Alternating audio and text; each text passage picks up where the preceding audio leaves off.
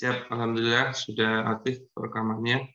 Oke, malam hari ini untuk acara Dokter Sirka tidak ada materi, kita langsung diskusi atau konsul mengenai kerjasama bisnis syariah ataupun mengenai Sirka. Nah, untuk itu saya persilakan bagi yang mau nanya, silakan raise hand dan harapannya dia bisa ikut menyampaikan fakta tentang apa yang mau ditanyakan. Silakan kalau ada yang mau bertanya. Kalau nggak ada yang nanya, kita cukupkan sekian. Sebentar, Tat. Ini mau tanya, Tat. Oh iya. Oh, diseruput dulu kopinya. Enggak kopi, Tat. Susu nih. Oh ya, susu kambing ya kalau Pak Ahmad ya. Siap. Monggo, yang lain juga boleh kalau mau bertanya, nanti raise hand, saya berikan kesempatan. Silakan.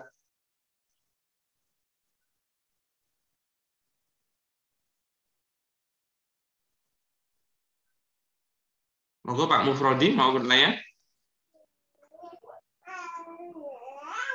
Pak Ahmad, ya, silakan. tanya. Siap, Pak Mufrodi dulu. Pak Ahmad habis ini, nggih. Oke, siap, Tat. Terima kasih, Ustaz Firly. Ini langsung saja. Pertanyaannya itu kalau bekerja sama tapi objek akadnya kambing, ternak kambing itu gimana ya? Itu. Maksudnya itu aja gimana? sih. Ya, maksudnya misalnya kalau di desa-desa kan yang saya temui itu misalnya kambingnya ada 5, naruh 5 kepada pengelola gitu. Kemudian kalau nanti anak pertama itu dimiliki oleh si pengelola, anak kedua itu kalau anaknya 2 satunan gitu. Pembagiannya seperti itu kalau yang saya temui di kampung. Nah, sementara kemarin ada peluang ya kami mau ada kerjasama ternak kambing gitu. Kami yang mengelola, kemudian ada investor mau nitip 10, nitip 5 dan seterusnya. Makanya kami belum mengambil karena pengen tak clearkan dulu, Ustaz. Gitu. Oke. Nah, jenengan ini objek akadnya apa? Amal saja. Iya. Ada ini juga sih membuat kandang sama tempatnya itu. Nah, kandangnya itu nanti jadi miliknya siapa? Kandangnya miliknya kami berarti pengelola. Oke, terus mau dipakai buat berarti kan objek kandangnya itu mau dijadikan dalam bisnisnya atau tidak?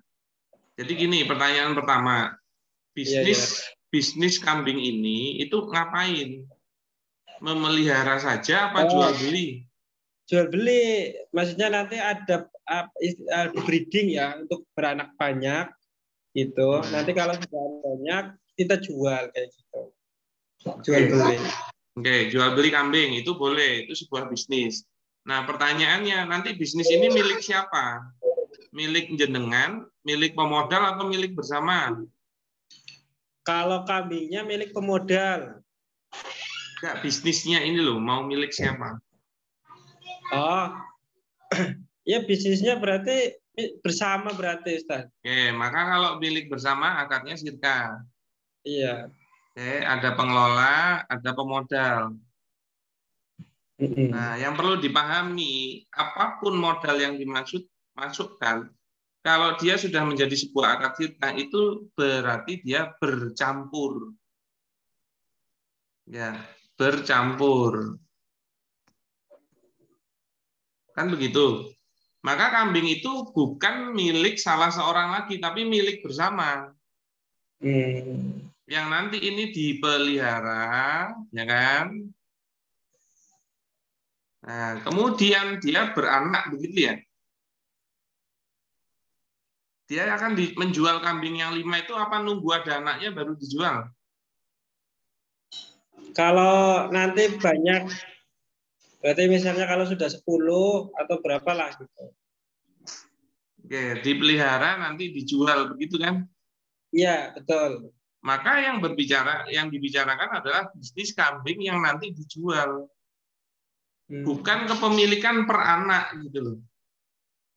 Dan nanti dijual menghasilkan untung. Kemudian dia berarti apa? Bagi hasil. Kan gitu. Maka kalau cara-cara nyetingnya adalah nanti kalau punya anak pertama itu buat kamu, anak kedua buat saya, itu tidak bercampur loh. Ya. Nah, maka pembicaraan bagi hasil itu adalah dari keuntungan. Berarti apa? Nanti dipelihara ada biayanya, ya dimasukin biayanya, ya kan? Nah, tinggal pertanyaan sekarang, kandang itu mau dimasukkan jadi modal enggak? Kalau dimasukkan itu gimana ya?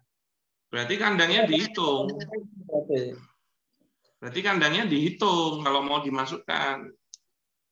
Nah, cuman kepemilikan kandangnya juga melebur jadi milik sirkahnya. Nah, jenengan mau nggak kandang itu jadi milik sirkahnya? Kalau ternyata nggak mau, biar besok kalau sirkahnya putus itu tetap jadi milik jenengan, maka yang dilakukan adalah menyewa kandang itu.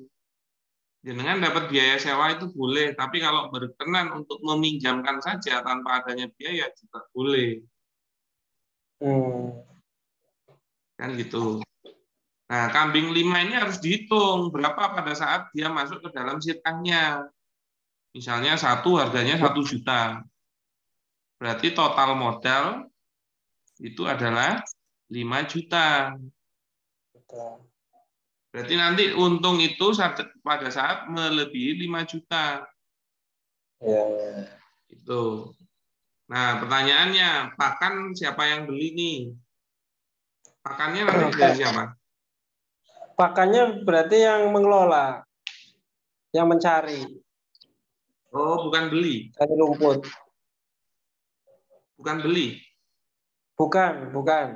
Mencari. Ya silahkan, itu boleh. Jadi bukan terus anak kambing dibagi-bagi.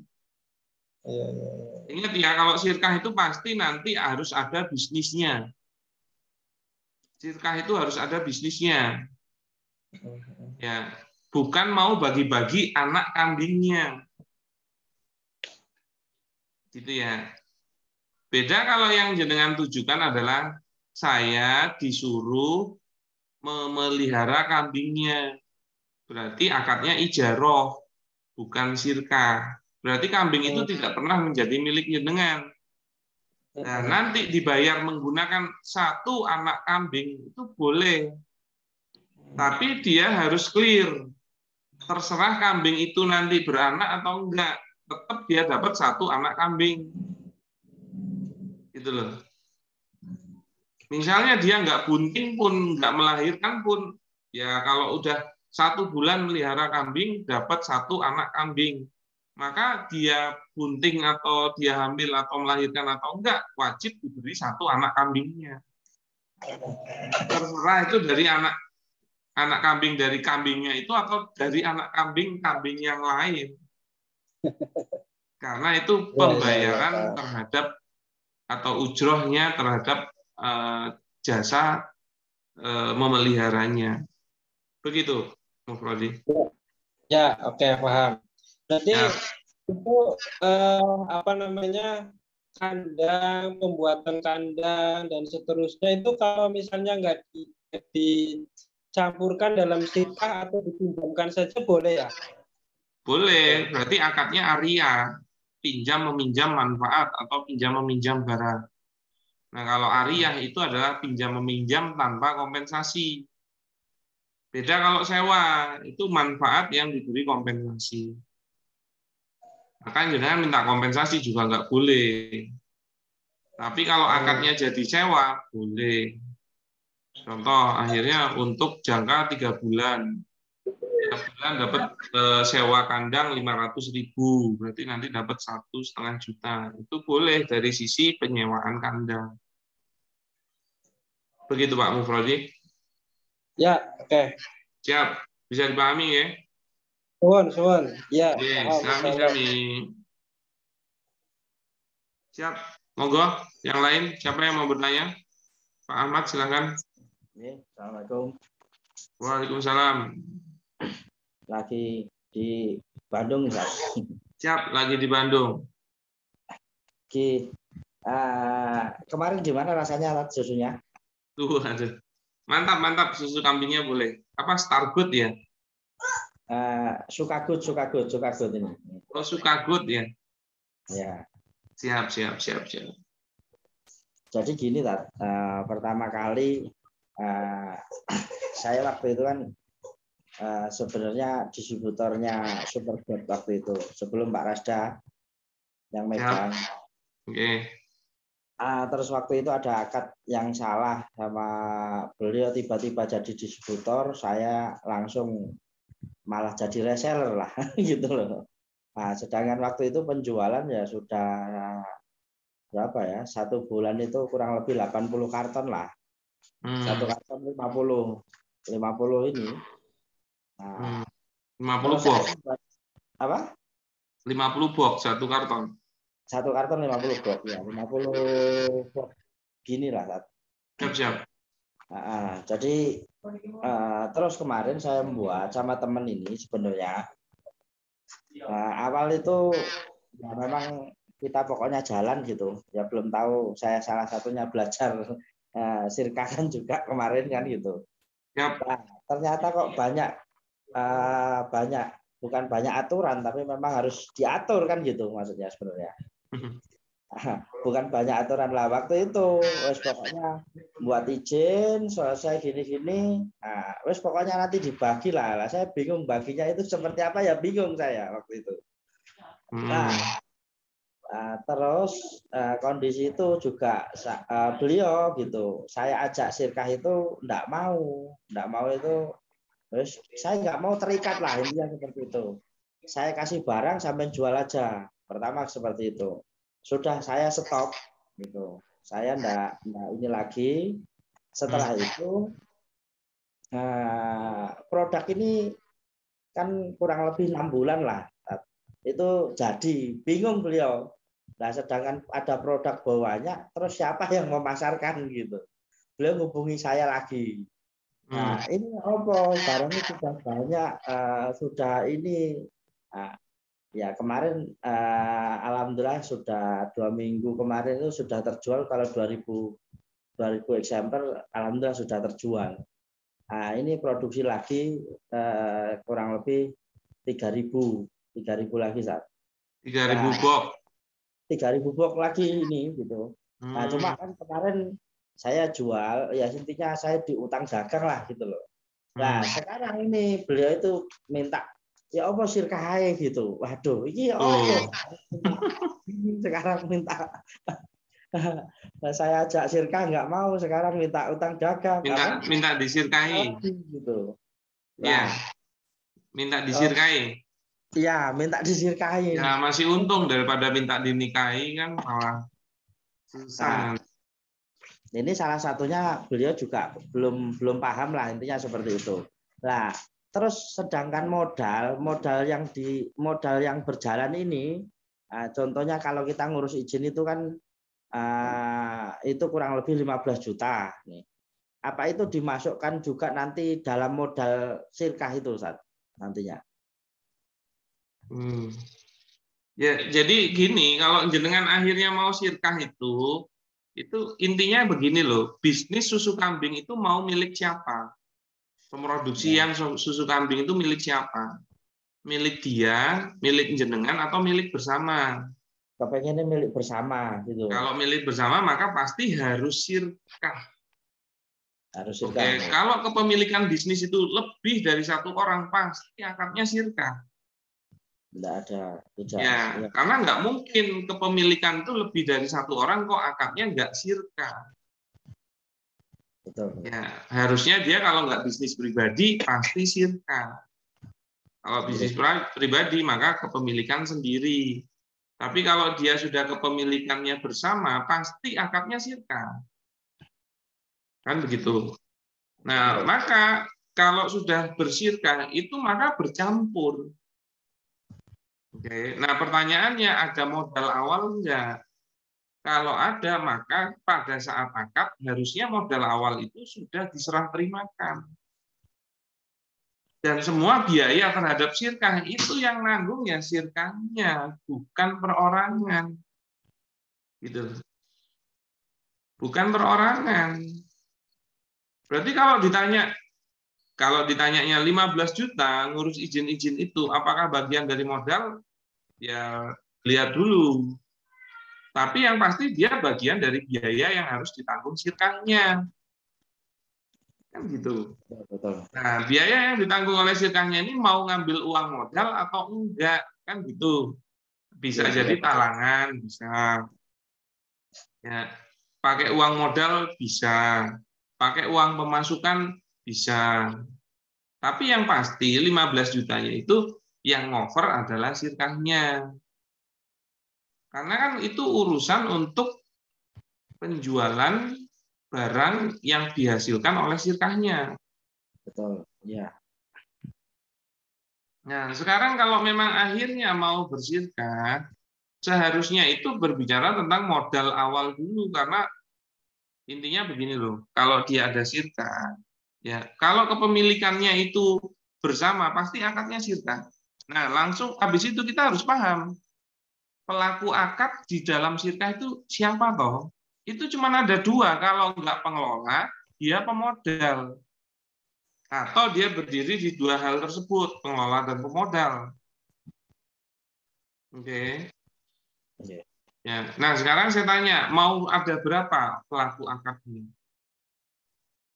Mungkin 2 pengelola, 1 pemodal mungkin nantinya. Oke, berarti ada 2 pengelola, ada si A, ada si B. Pemodalnya si C. Oke. Nah, kalau sudah ada seperti itu, oke, maka kita bicara tentang objeknya. Kan rukun semua ini. Nah, kalau pengelola, ya pasti objeknya amal. Nah, amal itu dikasihnya setelah akad malah. Oke, bukan sebelum akad. Tapi kalau pemodal, objeknya modal itu harus pada saat bisa diserah terimakan di majelis akad. Malah nggak boleh kalau setelah akad. Nah, pertanyaannya modalnya itu berarti harus dikunci pada saat akad. Pertanyaannya adalah si C ini mau ngeluarin modal berapa? Nah, itu berapa modal yang akan dikeluarkan? Sudah diperhitungkan belum? Ya, kalau dulu saya hitung kurang lebih itu sekitar 80 sampai 100 juta kurang lebih lah. Misalnya 100 juta. Kan gitu. Ya. Nah, habis itu pertanyaan berikutnya, sudah dipastikan belum? Udah disepakati belum bagi hasilnya? Belum juga. Nah, pada saat akad, memang bagi hasil ini bukanlah rukun. Tapi dia hal yang harus ada di dalam pada saat akad untuk kejelasan kalau dapat untung itu bagi-baginya berapa. Maka dia pada saat akad itu harusnya sudah disepakati. Oke. Nah, sudah dibicarakan belum? Makanya jadi bingung. Loh, kok lek berarti bagi-baginya piye iki? Gitu kan. Iya. Nah, sampaikan dulu berapa anunya, apa bagi hasilnya berapa? Si A dapat berapa? Misalnya kalau mau kan 30, 40, 40 misalnya begitu. Iya. Nah, itu sudah bisa akad, habis itu terjadi ijab qabul. Kan gitu. Nah, monggo kalau untuk lebih jelasnya tambahin jangka sirkah boleh. Terus kapan tutup buku boleh, atau bagi hasil tuh disepakati boleh. Jadi kalau nggak ada nggak apa-apa, tinggal disepakati saja. Kan gitu. Nah, pertanyaannya 100 juta ini bisa diserah terimakan di majelis akad enggak? Kalau ini sudah ada, maksudnya sebagian barang gitu bisa di ini Tat. Barang boleh. Jadi hukum asalnya modal itu harus adalah uang. Ya, kalau mau masukin barang boleh, tapi dihitung nilainya pada saat akad. Gitu loh. Ya, contohnya Nah, kan, maksudnya barang yang mau dimasukkan itu yang mana? ya contohnya kan ini kan sudah produksi sudah berjalan nih. Katakanlah jumlahnya yang saat ini, mungkin yang kemarin kan sudah. Saat ini katakanlah barangnya ada katakanlah 5.000 karton 500 ya 5.000 karton nih gitu. Atau sekitar apa ya 5.000 posisinya 5.000 kotak nih 5.000 box gitu. Nah itu ketika dinilai kan jadi contoh kurang lebih 50 juta nih gitu 50 juta uangnya gitu. Jadi dia harus tambah 50 juta lagi saat akad tadi itu. Boleh. Jadi ini kan masalahnya sudah terjadi pemroduksian, ya baru akad gitu toh. Ya betul. Ya sisa aset yang kemarin yaitu susu-susu itu dan memang bisnisnya adalah jualan susu itu. Kalau mau dimasukkan menjadi modal boleh. Contohnya ada 500 box, 5.000 box ya tadi. Ya 5.000 box. Terus kalau dinilai itu 50 juta. Maka sekarang 5.000 box itu milik sirkahnya. Dan si pemodal dianggap memasukkan modal 50 juta. Kemudian ditambahi lagi modalnya modal uang. Ya kan? Ditambahi lagi modalnya modal uang. Berarti dia nanti modalnya adalah 50 juta dalam bentuk barang, ya kan? Kemudian ini 50 juta lagi dalam bentuk uang. Nah, totalnya 100 juta. Itu bisa. Nah, makanya ini beliau ini apa ya belum paham ilmu Nah, sirkah. yang paling utama adalah itu, yaitu apa? Memahamkan tentang sirkah dulu ke semua pihak, bukan hanya salah satu pihak. Dan saya itu posisinya tidak mempercayai orang yang bilang, wes pokoknya aku manut. Kenapa? Karena sudah banyak kejadian awal mulanya dia bilang manut. Tapi pas di tengah jalan ada trouble, dijelaskan harusnya seperti ini yang sesuai syariah, dia bilang, wah saya nggak mau kalau gitu. Loh, dulu kan bilangnya manut. Iya, saya manut, tapi saya nggak tahu kalau ternyata kayak gini. Kalau saya tahu kayak gini, saya nggak manut. Nah, itu kan jadi nggak enak. Iya. Ya, dan ini sangat riskan. Itu loh. Soalnya apa? Bisnis itu mau sesuai syariah atau tidak, potensinya dua. Kalau nggak untung, ya rugi. Maka harus punya itu implikasi, pendistribusian implikasi, baik dalam posisi untung maupun rugi. Gitu loh. Dan yang perlu dipahami, sirkah itu bisa berhenti atau putus di tengah jalan. Gitu loh. Nah, cuman kalau dia pebisnis yang memang ideal atau paham bisnis, dia nggak akan semudah itu untuk putus di tengah jalan. Kenapa? Karena dia sudah mengeluarkan investasi, yang dari sisi pengelola sudah mengeluarkan amal. Dia juga nggak bakalan begitu-begitu aja, ujuk-ujuk, terus putus sirkah, wae. Makanya apa? Kan gini, ya sirkah itu pasti nanti harus buat bisnis. Ini kan pengertian syar'i itu. Oke. Pengertian syar'inya apa? Kalau dari sirkah aqdun baina ismaini fa aksaro ya tafiqoni fihi alal qiyami bi amalin maliyin bi qasdirikhi. Jadi sirkah itu adalah akad, ya kan, atas dua pihak atau lebih, oke, yang apa ini yang bersepakat membuat bisnis bi amalin maliyin, ya, membuat bisnis biqasdirhi yang bertujuan untuk mendapatkan untung. Ini pengertian syar'i, maka dia harus terpenuhi. Makanya kita hanya akan berbicara tentang bagaimana ijab kabul yang sesuai syariah. Tapi juga harus ada pembicaraan tentang bisnisnya.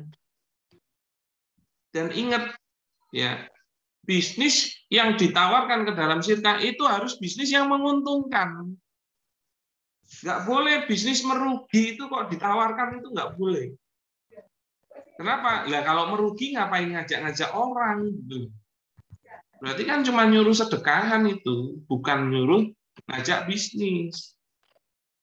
Nah, makanya saya selalu menyarankan buatlah apa? Visibility study terhadap bisnisnya. Menarik enggak? Dan visibility study ini bukan hanya dari sisi siapa? Dari sisi pemodal yang dibutuhkan, pengelola itu juga butuh. Karena kalau setelah dibuat visibility study-nya, bisnisnya itu dapat untung tapi kecil, ya kan? Dan ternyata itu tidak menarik, saran saya jangan diambil, jangan siapkan. Dan jangan sampai Anda nggak pernah membuat visibility study terhadap bisnis yang mau dijalankan.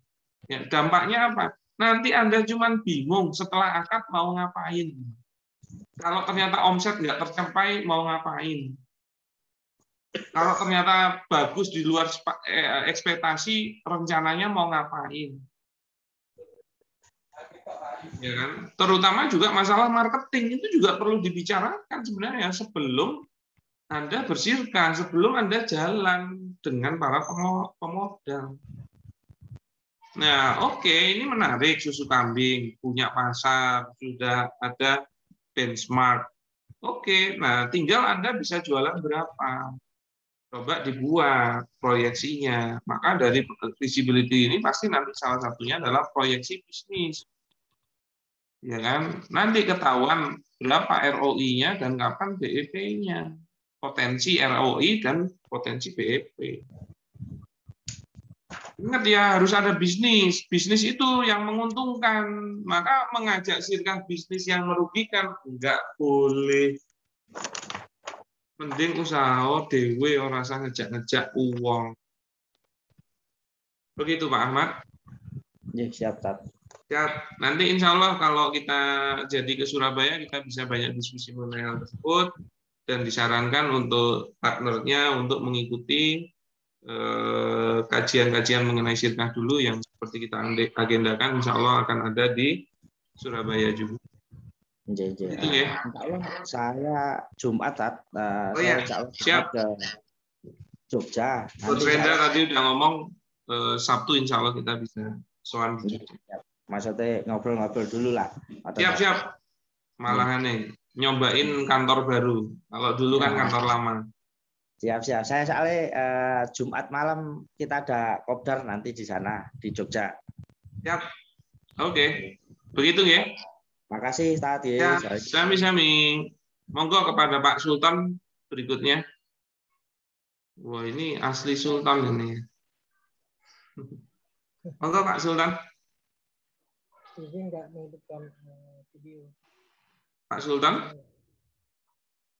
Halo. Ya, suaranya yang keras ya, kurang kencang ya. Halo. Siap. Iya. Jelas suaranya saat. Siap. Cuman orangnya aja yang nggak jelas. Iya, mohon maaf. Videonya dimatikan. Siap. Sinyalnya nggak stabil. Iya, monggo. Pertanyaannya begini, Ustaz. Ini antara karyawan dan yayasan. Jadi ini guru terhadap yayasan. Jadi ketika pandemi melanda, yayasan menyampaikan bahwasannya karena kondisi keuangan tidak stabil sehingga guru-guru gajinya dipotong. Katakanlah misalkan gaji di awal itu 1 juta, karena pandemi maka dipotong 30%. Yayasan menyampaikan bahwasannya jika ada yang tidak ridho, silakan mengajukan pengunduran diri. Jika masih mau melanjutkan pekerjaan pekerjaan ini mau masih mengajar di sini, maka monggo untuk melanjutkannya. Awalnya guru-guru ridho. Lalu kemudian di tengah perjalanan sampailah berita bahwasannya, dan memang itu berdasarkan pengakuan dari oknum yayasan tersebut, bahwasannya ternyata beliau itu berbohong. Ternyata pada saat itu dananya ada. dananya ada sehingga tidak harus memotong gaji guru. Nah, terlepas dari kasus itu, akhirnya guru-guru menuntut kembali, ingin mempertanyakan potongan gaji 30% selama 10 bulan tersebut. Selama berapa? 10 bulan. Pertanyaannya adalah, apakah guru menuntut kembali pengurangan gaji sebesar 30% selama 10 bulan tersebut? Karena di awalnya sudah ridho biridho. Tapi karena adanya kebohongan tersebut, maka guru-guru merasa dibohongi sehingga berubah jadi tidak ridho. Perlu diketahui juga bahwasanya jam mengajar juga berubah saat karena kan pandemi itu kan kita online. Awalnya itu pagi jam 8 sampai dengan pukul 4, pukul 7 sampai dengan pukul 4. Tapi karena online jadi mereka hanya pukul 7, pukul 8 sampai pukul 12 saja. Hanya saja 1-2 orang guru bergantian gitu untuk mengisi tiket di sekolah. Jadi secara jam mengajar praktis mereka itu dipersingkat jadinya. Pertanyaan intinya itu apakah bisa gitu, yang awalnya ridho lalu menjadi tidak ridho karena adanya kecurangan oknum tersebut, sehingga mereka menuntut kembali pemotongan gaji 30% selama 10 bulan yang telah lalu. Demikian Ustaz faktanya Ustaz. Syukran Ustaz atas jawaban. Siap.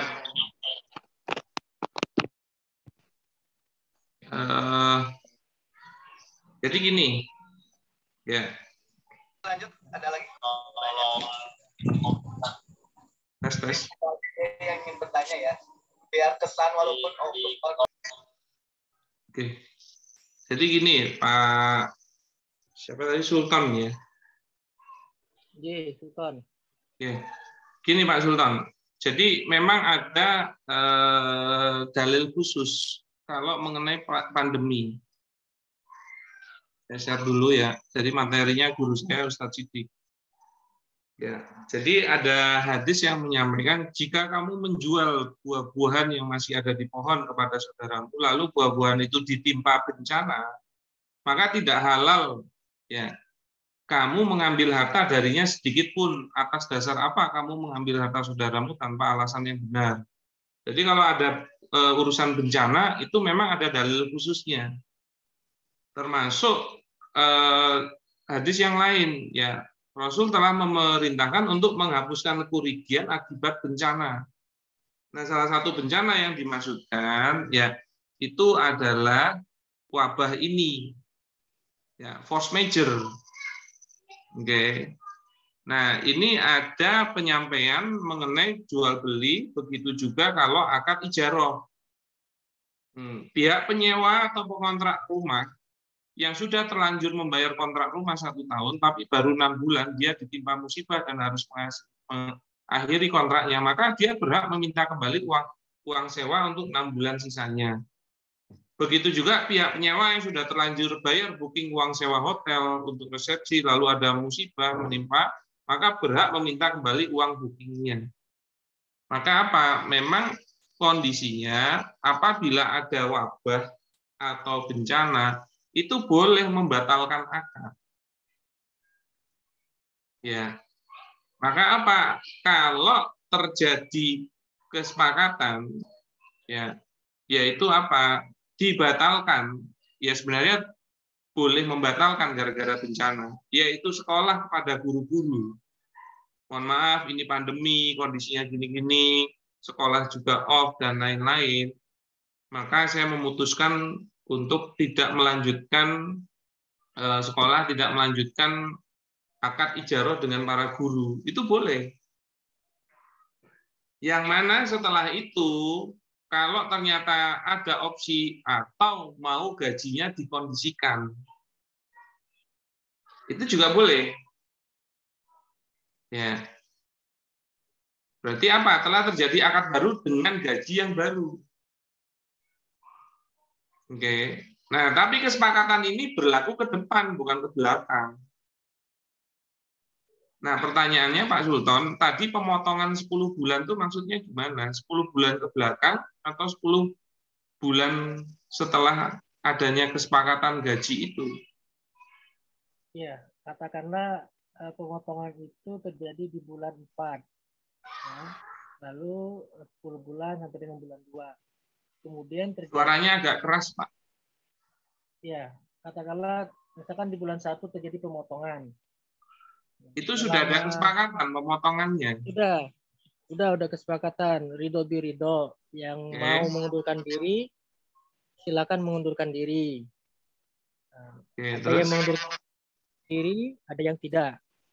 Namun kemudian terbuka ketahuanlah bahwasanya ada pengusutan, ternyata oknum yayasan ini berbohong. Ternyata dana itu dipakai oleh diri pribadi dan keluarganya, sehingga dana yang seharusnya digunakan untuk menggaji guru terpakai untuk kepentingan pribadi. Sampailah kepada penyidikan pengakuan dari oknum pribadi yayasan ini bahwasanya memang ia pakai. Alhasil membuat guru-guru tidak ridho. Ternyata mereka dibohongi. Selama ini disampaikan tidak ada, ternyata uangnya ada. Lalu anggota yayasan yang lainnya di bulan ke-11 memberikan gaji utuh. Jadi 10 bulan yang ke belakang itu mereka mempertanyakan, bolehkah kami meminta kembali? Karena kami merasa dibohongi, awalnya tidak ada, ternyata ada.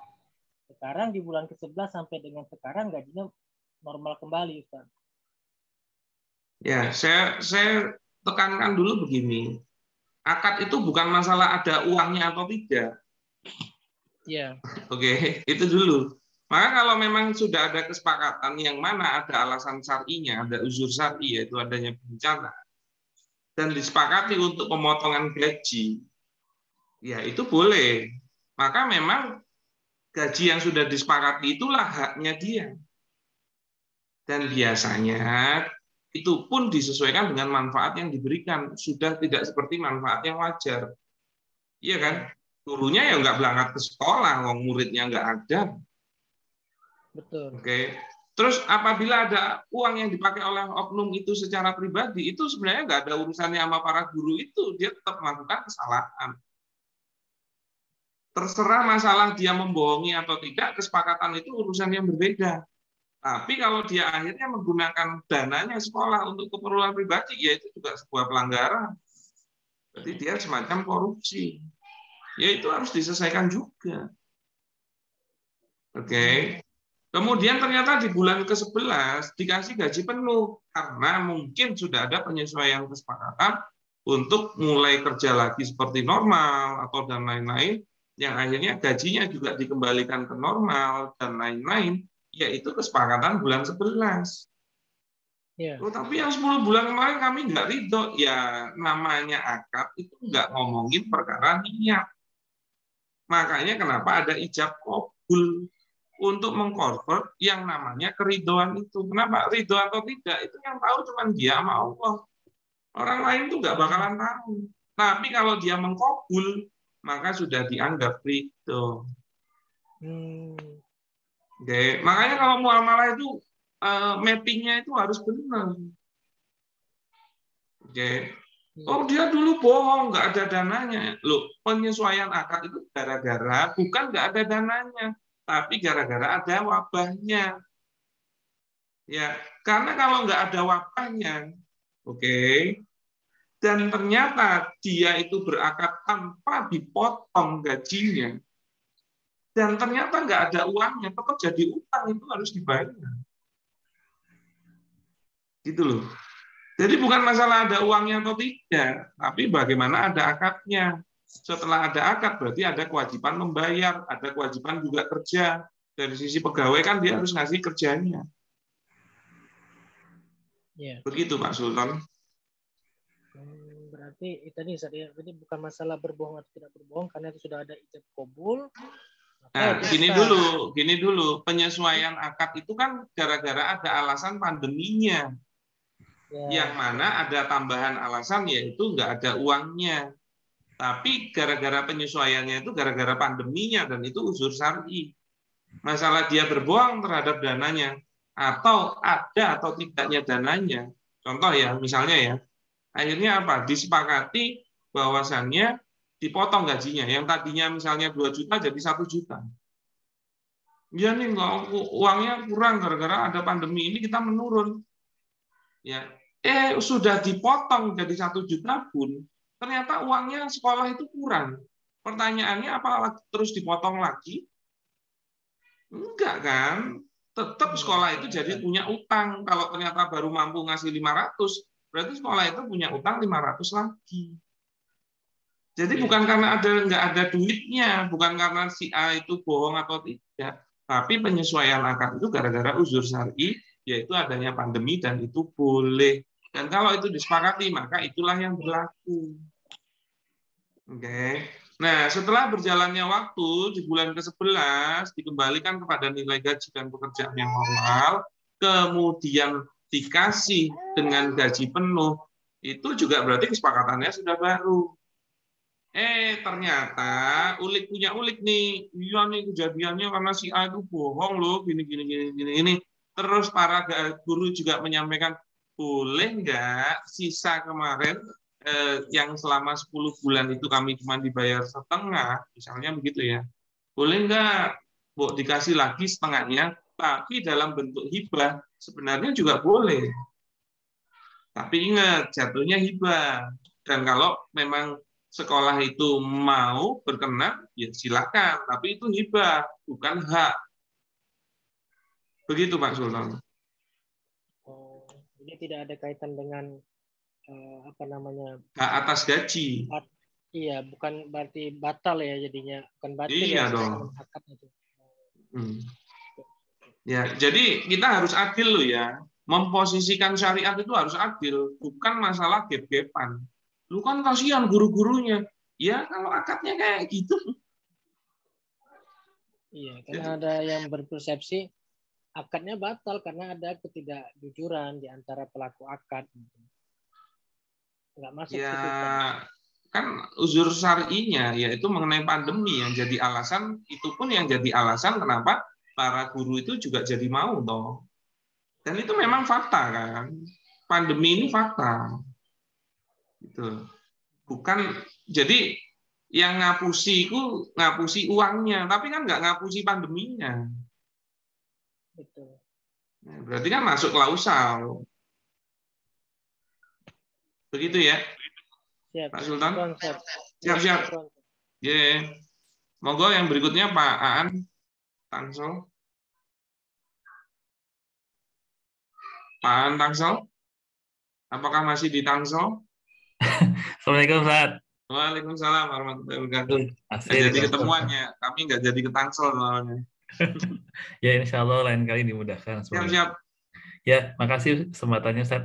Mungkin ada pertanyaan singkat aja. Sebenarnya meneruskan pertanyaan tadi dari teman-teman. Yang pertama tadi mungkin yang terkait perizinan tadi Ustaz ya.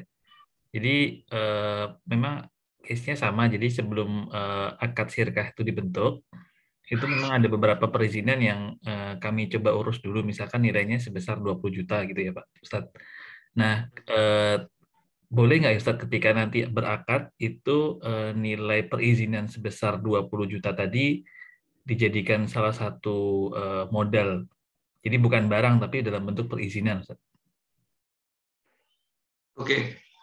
Jadi gini, kalau sebelum syirkah, ini kan kejadiannya sebelum syirkah. Sudah keluar biaya izin 20 juta. Nah, izin ini kan milik salah satu kan. Jadi nanti ada salah satu, misalnya di sini pengelola. Ini miliknya pengelola apa miliknya pemodal izin ini awal? Pemodal, Ustaz. Oke, pemodal. Ini masuk ke sini. Apa yang ngeluarin pemodal tapi sebelum syirkah. Ya. Oke. Nah, sebenarnya begini. Izin itu tadinya milik pribadi. Ya. Oke. Ya. Nah, maka kalau dia itu mau jadi milik syirkahnya boleh, karena begini loh, kalau si pemodal itu menjadi bagian dari syirkahnya, maka sirkahnya itu sebenarnya sudah bisa mengantongi atau punya izin digunakan gitu loh. Hak izinnya itu jadi bisa. Nah, yang nggak boleh itu begini, misalnya ya, dia punya PT, misalnya ya. Oke, saya itu mau jualan ini, tapi saya ketanggor PT, saya nggak punya PT. Saya pinjem ya nama PT-mu, itu nggak boleh. Kenapa? Lah karena PT itu bukan pelaku. Lah kok pakai namanya si PT? Beda kalau pemilik PT-nya diajak sirkah.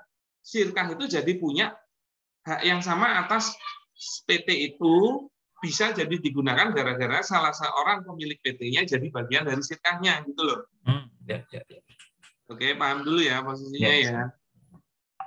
Nah, sekarang pertanyaannya, kalau ternyata pemodal itulah pemilik izinnya, jadi boleh sirkah itu pakai ngakses. Oke. Tapi sebenarnya izin ini menurut saya bukan bukan modal. Maka kalau mau dipakai permanen jadi milik sirkahnya bukan dari sisi modal, tapi dari sisi apa? Biaya. Maka apa? Nanti sirkahnya kan misalnya punya modal. Ya. Sirkahnya punya modal 50 juta misalnya. Maka nanti keluarlah biaya sebesar 20 juta untuk mengganti urusan izin yang kemarin. Akhirnya sekarang izin itu jadi milik sirkahnya, tapi juga jadi nggak boleh dimiliki pribadi lagi oleh pemodal ini. Oh iya. Gimana? Cocok, Sudah cukup jelas? Cocok nih. Ini bukan masalah cocok-cocokan ini. Iya. Oke, karena itu positioning. Kalau menurut saya seperti itu. Kenapa? Karena izin itu tidak bisa dijadikan bagian dari modal. Kenapa? Karena dia bukan harta. Setidaknya dia menurut saya bukan harta intangible. Jadi hukum asal harta itu harus ada bentuknya. Tapi Islam juga boleh ada beberapa harta yang intangible yang diakui oleh Islam. Contohnya apa? Brand. Nah, kalau brand itu malah boleh. Ya, karena dia sebuah produk, beda sama izin. Izin itu bukan sebuah produk, bukan sebuah hal yang bisa dinilai sebagai harta intangible. Begitu, Pak? Ya, Ustaz. Yang kedua boleh, Ustaz? Siap, monggo. Makasih, Ustaz, yang pertama jawabannya. Yang kedua ini, Ustaz, jadi kebetulan sirkahnya ini kan kita coba dapat hak akses, kebetulan pelaku sirkah, pengelola modal ini memiliki akses untuk mendapatkan hak mengelola sebuah semacam inilah, semacam hub untuk kurir gitu ya, Ustaz. Jadi dia dapat akses, cuma dia tidak punya modal gitu ya, karena butuh modal yang besar juga untuk bikin semacam gudang gitu. Nah, kemudian menawari kami untuk masuk ke situ gitu. Nah, pertanyaannya terkait dengan putus sirkah tadi, Ustaz. Misalkan kasusnya adalah kita sepakat untuk bersirkah gitu ya. Kemudian ketika di tengah-tengah, ketika akhirnya sudah berjalan, kita dapat hak untuk mengelola satu hub kurir gitu ya, misalkan dengan modal yang kami masukkan gitu ya. Misalkan tiba-tiba di tahun kedua gitu ya, misalkan sudah balik modal, sebenarnya sudah impas di 6 bulan pertama misalkan gitu ya. Di tahun kedua dia minta putus sirkah gitu, bisa ya, Ustaz? Konsekuensinya masing-masing pihak apa ya, Ustaz, kalau gitu ya, Ustaz? Oke, saya belum begitu paham, diulangi. Jadi ada sirkah gitu. Jadi ada sirkah, jadi ada pelaku pengelola modal, ada pemodalnya, Ustaz ya. Ada dua saja. Ya, ada dua. Ada pengelola, ada pemodal. Pengelola dan pemodal. Nah, pengelola ini kebetulan dapat info lah ya, channel gitu ya, untuk dapat bikin gudang kurir gitu ya, semacam Tiki, JNE atau Si Cepat gitu ya. Nah, kemudian nggak punya uang tapi bikin gudangnya, ngajak si B gitu ya. Si B, yuk kita bikin sirkah, tapi saya butuh uang 200 juta misalkan gitu ya. Oke, setuju ya dengan terms-nya, misalkan bagi hasil 50-50 misalkan gitu ya. Objeknya Jadi adalah bisnisnya ngapain? Bisnisnya adalah nantinya Menyewakan gudang. mengelola gudang, Ustaz. Bisnis pengelolaan gudang. Jadi nanti bisnisnya adalah setiap kali ada barang yang masuk itu nanti dari pihak misalkan dari tikinya gitu dia akan kasih fee sebesar misalkan Rp100 per kilogram misalkan gitu ya. Nah nanti Sirkah itu akan dapat Rp100 per kilogram tadi, Ustaz. Oke. Ya nanti setelah dikurangi biaya operasi, kemudian nanti baru bagi hasil gitu ya, setelah impas pastinya gitu. Nah sampai di sini oke Ustaz ya? Ya, berarti kan 200 juta itu diubah menjadi bentuk gudang gitu. Ya, bentuk gudang. Ya, dalam bentuk sewa gudang, dalam bentuk pengadaan peralatan gudang, kemudian gudangnya ini sewa atau buat? Sewa, Ustaz. Oke. Terus? Ya, sewa, termasuk beli komputer, kemudian macam-macam renovasi peralatan, rak-rak dan sebagainya lah gitu ya, habis sudah dikalkulasi oleh si A ini sebesar 200 juta. Oke, setuju. Kemudian si B ini kasihlah 200 juta, mulailah proses untuk menyediakan peralatan lah untuk gudang tadi ya Ustaz ya. Kemudian jalan, terus kemudian masuk barang-barang dari misalkan dari Tiki, dapat fee dari situ, misalkan Rp100 per kilogram misalkan gitu ya. Nah kemudian setelah dikurangi macam-macam, ketemu laba. Nah setelah laba impas baru bagi hasil gitu tadi Ustaz. Skemanya gitu. Nah, terus? Nah, tadi pertanyaannya adalah misalkan di ternyata misalkan hasilnya bagus nih ya. Misalkan 6 bulan saja sudah atau 3 bulan sudah balik modal misalkan. Kemudian si PL ini, si A ini bilang, "Wah, enak sekali si B nih dapat 50-50 tapi saya yang mencoba mengusahakan memang channel untuk bikin gudang itu kan gampang-gampang susah gitu ya. Wah, kalau gitu putus Sirkah aja deh di tahun kedua gitu ya. Dia mengajak putus Sirkah gitu. Nah, itu konsekuensi masing-masing pihak bagaimana, Ustaz? Ya, konsekuensinya kan total harta, semua harta ditotal dulu. Ya. Ya, maka kalau di total hartanya 200 juta, pas putus Sirkah itu, maka dikembalikan semua ke pemodal. Ya, kalau ternyata cuma 180 juta, berarti ada kerugian 20 juta. Oke, itu ya pemodal yang menanggung. Oke. Nah, kalau ternyata dia di total 220 juta, maka yang dikembalikan tetap 200. Dan sisanya 20 juta itu dibagi hasil. Begitu kan? Iya. Jadi memang berhak ya Ustaz ya, di kondisi apapun dia motong putus Sirkah itu bisa ya Ustaz ya? Kalau pengelola bisa, kalau pemodal malah ada posisi-posisi kalau pemodal itu nggak bisa. Kalau pada saat modal dia jadi aset, yaitu jadi bahan penjualan, barang penjualan, aset jualannya. Itu nggak bisa, dia harus ngikutin pengelola. Kenapa? Karena dari aset itu kalau dijual bisa mendatangkan keuntungan gitu loh. Maka harusnya dijual dulu atau tetap dibisniskan sampai selesai asetnya, baru putus Sirkah. Iya. Walaupun perjanjian di akadnya, misalkan sepakatnya selama 6 tahun Sirkah, kemudian di 2 tahun dia putus, boleh saja Ustaz ya? Si PL. Jadi Sirkah itu akad yang boleh putus di tengah. Bahkan ada putusnya Sirkah yang bersifat memaksa atau otomatis. Contohnya apa? Mohon maaf, bila salah satu pelaku akad meninggal, itu putus Sirkahnya. Ya. Walaupun jangka Sirkahnya 6 tahun. Kenapa? Karena salah satu pelaku akad udah nggak ada. Kan gitu. Ya. Nah, maka memang Sirkah ini salah satu akad yang bisa putus di tengah. Tapi ingat, semuanya ini kalau dia pebisnis, baik pengelola maupun pemodal, dia nggak asal-ngasal putus Sirkah. Karena dia tahu dampak-dampak risikonya. Menjadi ideal nggak putus sekarang. Kan begitu. Dan kalau sama-sama paham bisnis, pembicaraannya itu ideal menurut saya. Pada saat intinya adalah pembicaraan yang ideal itu tersampaikan, mereka memutuskannya itu mudah gitu loh, untuk sepakat itu mudah. Pasti ada dasar perhitungan bisnis juga. Ya, ya. Begitu Pak An. Paham Ustaz. Alhamdulillah. Siap. Ya, Ye. makasih jazakallah khair Ustaz. Afwan.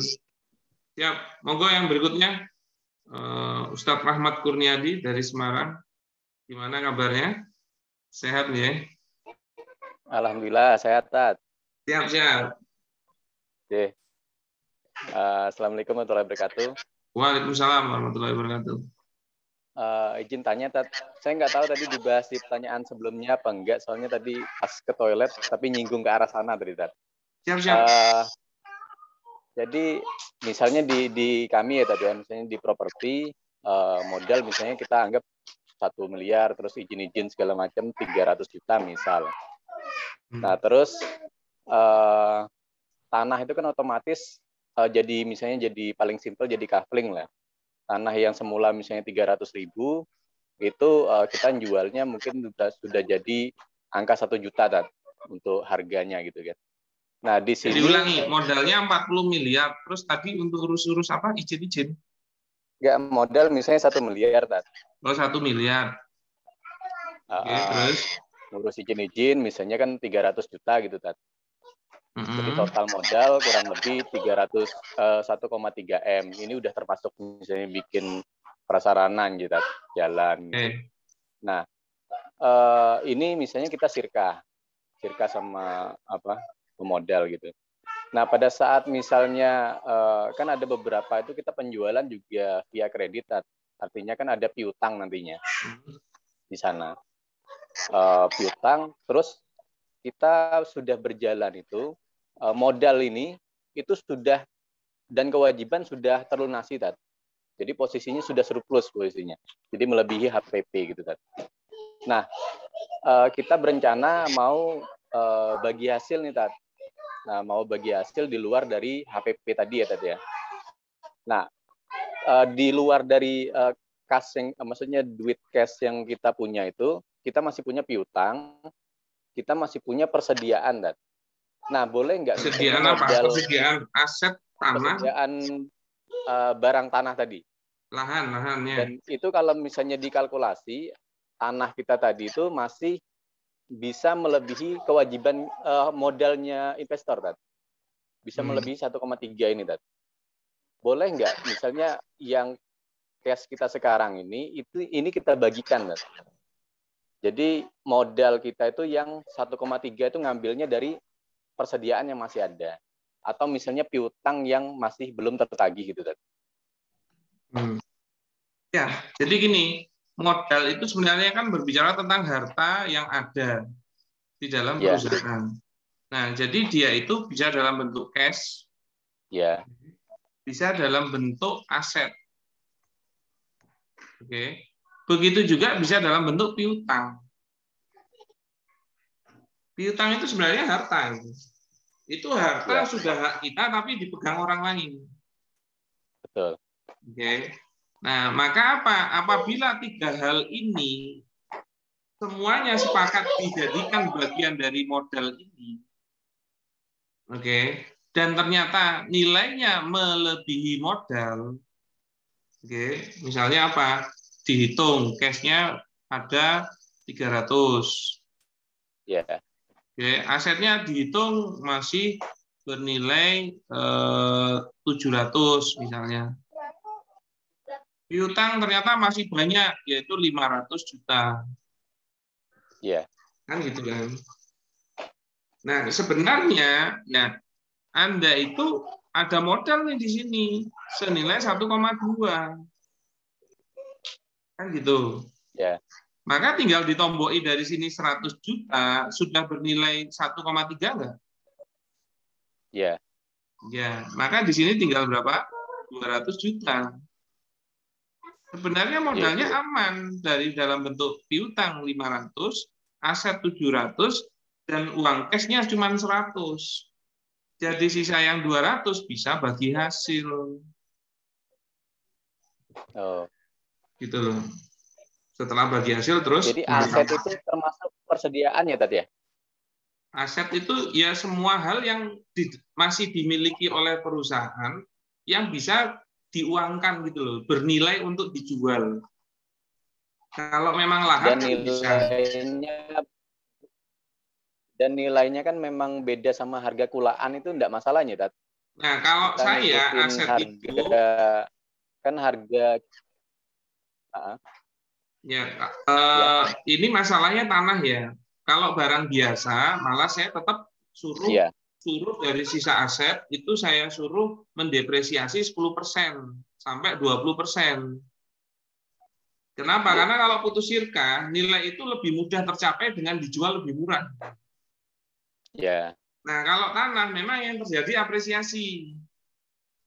J, Nah, biasanya kalau tanah, saya tidak menyarankan untuk diapresiasi, tapi diamkan dengan nilai awal. Tapi kalau tanah gelondongan sama tanah kaplingan pasti naik tuh nilainya. Beda kan kalau tanah sudah kaplingan. Nah, maka apa? Biaya atas mengaplingkannya ditambahin kepada nilai HPP tanah waktu dapatnya. Jadi 300 jutanya, ya kan? Itu untuk urusan izin-izin tuh. Tambah modal lahan 1 M. Ini misalnya 1000 meter begitu kan? Iya. Maka tinggal dibagi 1000, 1,3 itu. Tapi kayaknya lebih dari 1000 meter ya? Ya, mungkin sekitar 3.000 misalnya. Nah, misalnya 3.000. Nah, tinggal dibagi 3.000. Ketemu berapa? 1,3 dibagi 3.000 itu sekitar 450 ribuan. Nah, maka asetnya ini tinggal berapa meter? Misalnya, oh masih ada 1.500.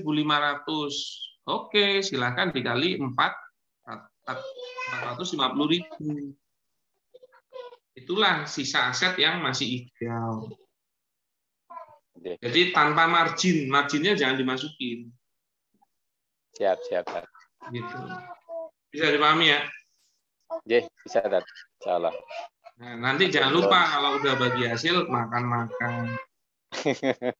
Ya masa nggak makan sih, kan nggak kuat nanti. Oke, begitu. Matur nuwun. Siap. Monggo satu lagi Pak Mangku, silahkan. Silakan Ustaz. Assalamualaikum. Waalaikumsalam warahmatullahi wabarakatuh. Jadi kasusnya begini Ustaz, kejadiannya. Jadi ada 8 orang katakanlah kita dengan teman terkumpul misalkan dana katakanlah 50 juta. Ada payung. Banyak banget sih. 8 orang tuh. Ya. Ceritanya sekedar ngumpul aja Ustaz, misalkan gitu kan. Nah, terkumpullah dana misalnya 50 juta, terus payungnya CV. Memasarkan produknya adalah horden untuk rumah sakit atau untuk keperluan kesehatan lah gitu kan. Nah, kurang berjalan karena pandemi segala macam ini, intinya saldo sudah boleh bilang tinggal dikit lah, minus lah, katakanlah di bawah 5 juta lah gitu kan.